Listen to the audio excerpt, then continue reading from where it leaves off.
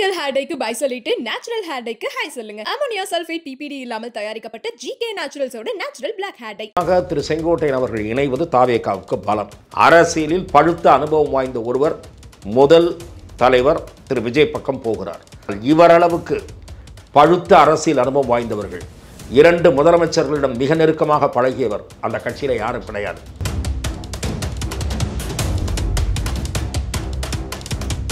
சுற்றுப்பயண திட்டத்தை வகுப்பதிலே நிபுணர், அதேபோல அரசியல் கூட்டணி கணக்குகளில் பேச்சுவார்த்தைகளில் ஈடுபட்டவர். ஆகவே எல்லா வகையிலும் விஜய் அவர்களுக்கு திரு செங்கோட்டையன் பயன்படுவார், உறுதுணையாக இருப்பார். திரு செங்கோட்டையனை உரிய முறையில் திரு விஜய் பயன்படுத்திக் கொள்ள வேண்டும்.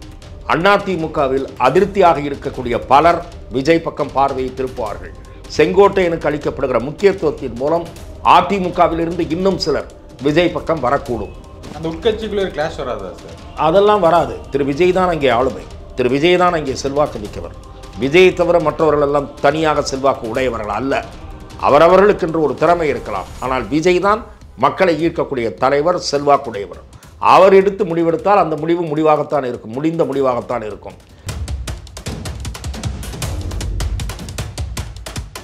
பாரதிய ஜனதா தலைமை என்ன செய்ய போகிறது, தமிழ்நாட்டு அரசியலில் அவர்களுடைய அடுத்த கட்ட நகர்வு என்ன என்பதை பொறுத்திருந்துதான் பார்க்க வேண்டும். ஆனால் திரு விஜய் பக்கம் சிலர் சேருவதற்கு இந்த வாய்ப்புகள் எல்லாம் திறந்தே இருக்கின்றன என்று நான் பார்க்கிறேன். இப்போ கோபி சட்டமன்ற தொகுதி, அது சுற்றி இருக்க தொகுதிகள் எல்லாத்துக்கும் செங்கோட்டையன் அவர்களுடைய செல்வாக்கு அதிகமாக இருக்குது. அப்படிங்கிற பட்சத்தில் அதிமுகக்கு இது எவ்வளோ பலவீனமாக அமையும்? மேற்கு மண்டலத்தில் நிச்சயமாக திரு செங்கோட்டையனுடைய பணிகள் என்பது விஜய் கட்சிக்கு பெரிய அளவில் கை கொடுக்கும். விஜய் அவர்களுக்கு இருக்கக்கூடிய செல்வாக்கு மேலும் பெருகுவதற்கு என்ன மாதிரி உத்தியை கையாளுவது, இவையெல்லாம் செங்கோட்டையனுக்கு தெரியும். கருத்து கணிப்புகளில் திரு விஜய் அவர்களுக்கு 20-25% செல்வாக்கு இருப்பதாக ஏற்கனவே சில கருத்து கணிப்புகள் வெளிவந்திருக்கின்றன. அந்த கருத்து கணிப்புகளில் கூட மேற்கு மண்டலத்திலும் விஜய் செல்வாக்கு பெற்று வருகிறார் என்று தெரிவிக்கப்பட்டிருக்கிறது. ஆகவே திரு செங்கோட்டையன் அவர்களுடைய வருகை என்பது மேலும் வலிமைப்படுத்துவதற்கு. எப்போது இணைய போகிறார் செங்கோட்டையன் உங்களுக்கு தெரிஞ்ச தகவல் படி?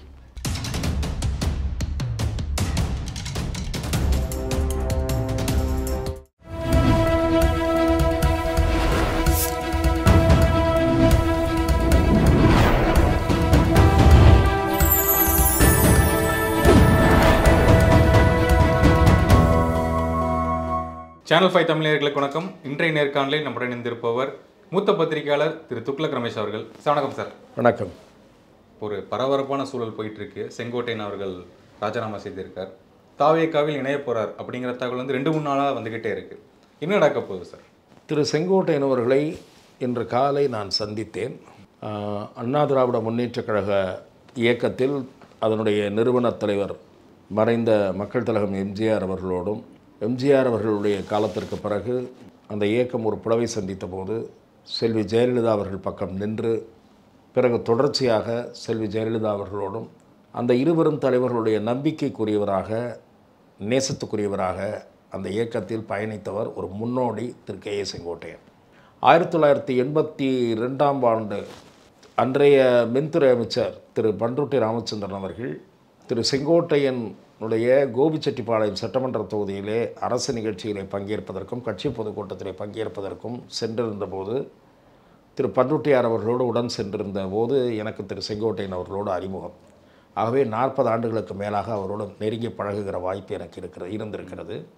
அந்த வகையிலே இன்றைக்கு அவரை சந்தித்த போது வழக்கமாக அவ்வப்போது சந்திப்பது உண்டு. எப்போதெல்லாம் அவர் சென்னையில் இருக்கிறாரோ அப்போதெல்லாம் சந்திப்பது உண்டு. அரசியல் ரீதியாக இப்போதைய நிகழ்வுகள் குறித்து ஒரு 10-15 நிமிடங்கள் உரையாடுகிற வாய்ப்பு கிடைத்தது. அங்கே நிறைய பேர், நாங்கள் தனியாக பேசினாலும் அங்கே நிறைய பேர் இருந்தார்கள். அவருடைய நண்பர்கள், ஆதரவாளர்கள். திரு செங்கோட்டையன் தமிழக வெற்றி கழகத்தில் இணைவது என்கிற முடிவு வரவேற்புக்குரிய மகிழ்ச்சியான முடிவு என்று அவர்கள் பார்க்கிறார்கள். எந்த இயக்கத்திற்காக தன்னுடைய உழைப்பை நீண்ட காலம் அவர் நல்கினாரோ அந்த இயக்கத்திலிருந்து சற்றும் ஏற்றுக்கொள்ள முடியாத வகையில் குறைந்தபட்ச விளக்கம் கூட கேட்காமல் அவர் நீக்கப்பட்டது என்பது திரு செங்கோட்டையன் அவர்களுடைய ஆதரவாளர்கள் மத்தியில் கோபத்தையும் அதிருப்தியையும் நிச்சயமாக ஏற்படுத்தி இருந்தது. அந்த நிலையில்தான் அடுத்து அவர் என்ன செய்வது என்று முடிவெளி செய்தபோது பாரதிய ஜனதா கட்சியைச் சேர்ந்த சில நண்பர்கள், அதேபோல் அண்ணா திராவிட முன்னேற்ற கழகத்திலிருந்து நீக்கப்பட்டவர்கள், தேர்தலுக்கு முன் அவகாசம் இருக்கின்ற காரணத்தால் பொறுமையாக இருந்து முடிவெடுக்கலாம்.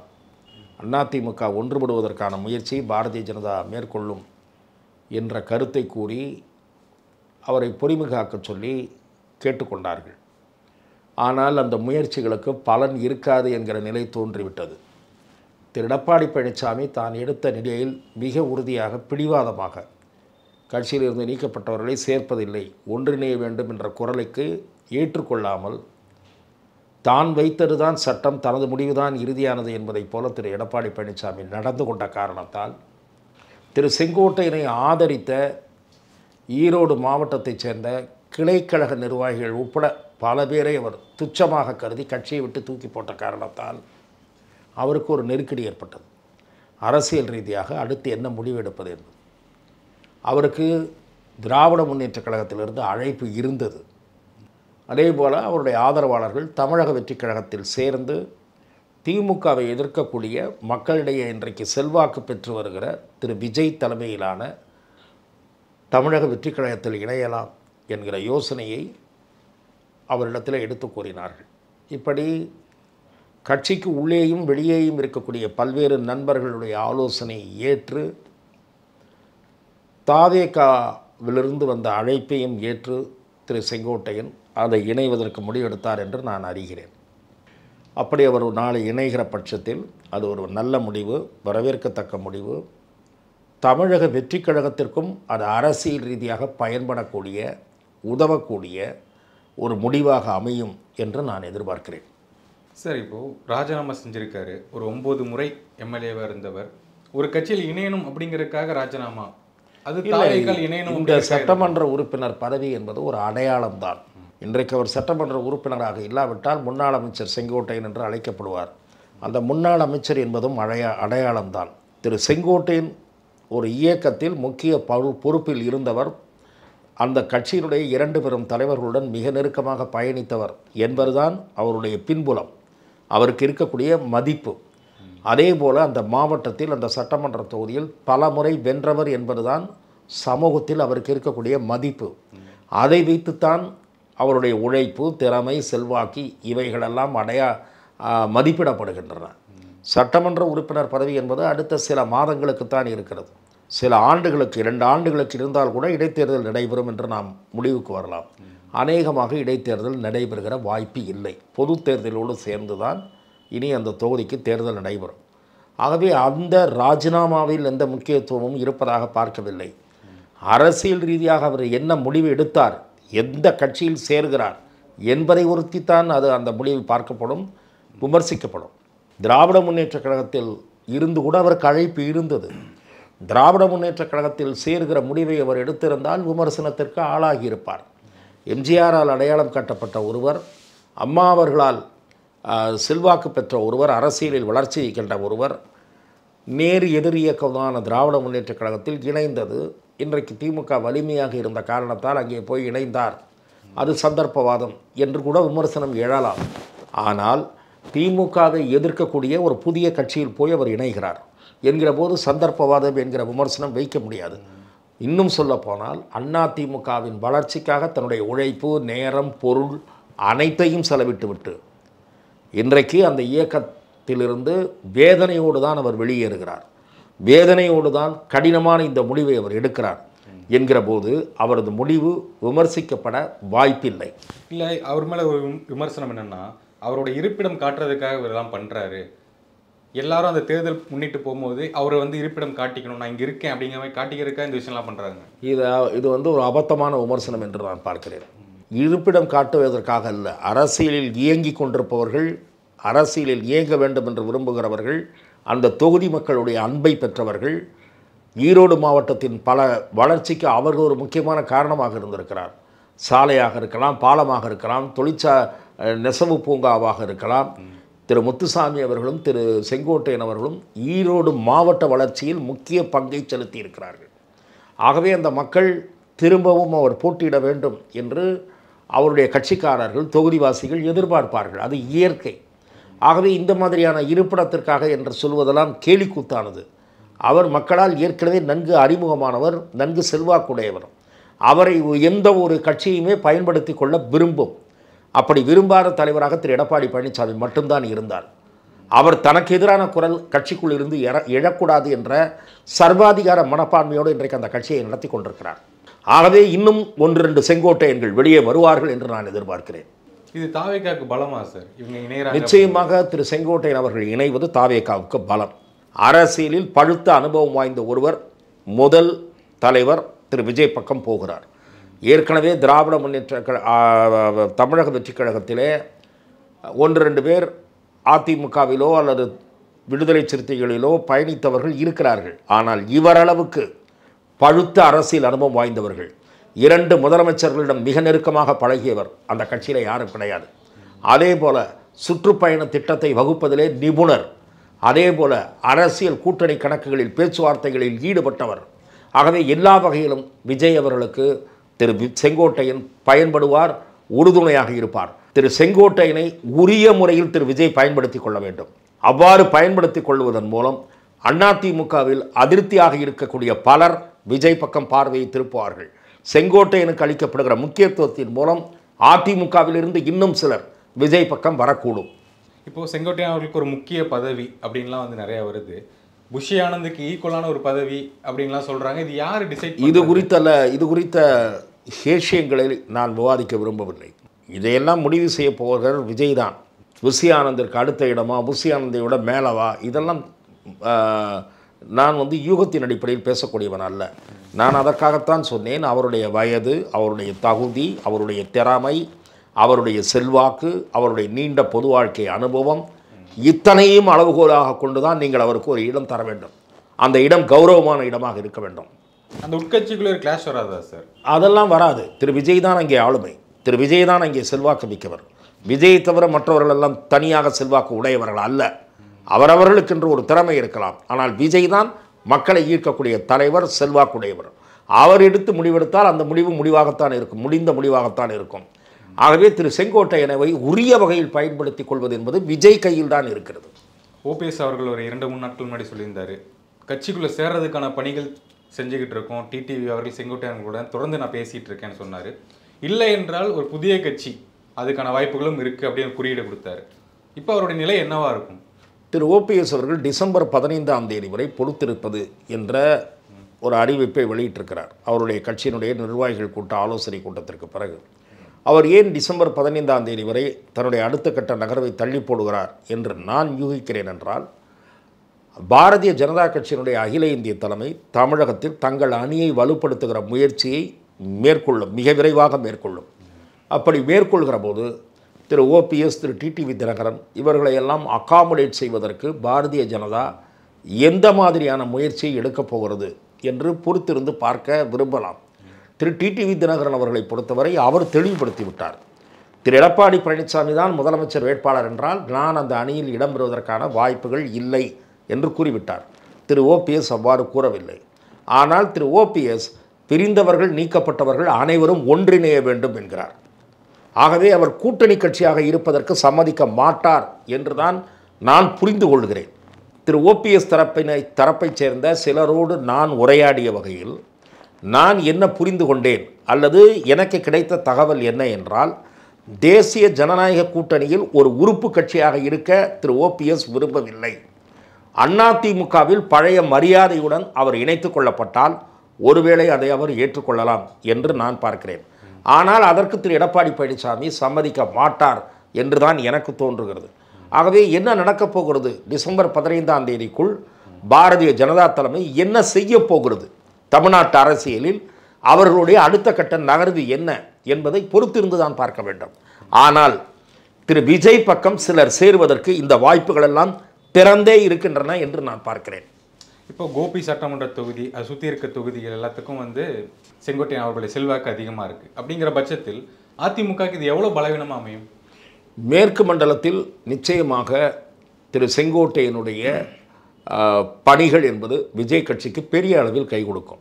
அந்த வட்டாரத்தில் பல்ஸ் நாடி துடிப்பை அறிந்தவர். அங்கே மக்களிடம் என்ன வாக்குறுதிகள் கொடுப்பது அல்லது அங்கே விஜய் அவர்களுக்கு இருக்கக்கூடிய செல்வாக்கு மேலும் பெருகுவதற்கு என்ன மாதிரி உத்தியை கையாளுவது, இவையெல்லாம் செங்கோட்டையனுக்கு தெரியும். அந்த வகையில் மேற்கு மண்டலத்தில் ஏற்கனவே திரு செந்தில் பாலாஜி திமுகவின் வளர்ச்சிக்கு கடந்த 6 மாதங்களுக்கு மேலாக தீவிர கவனம் செலுத்தி உழைத்து வருகிறார். கருத்து கணிப்புகளில் திரு விஜய் அவர்களுக்கு 20-25% செல்வாக்கு இருப்பதாக ஏற்கனவே சில கருத்து கணிப்புகள் வெளிவந்திருக்கின்றன.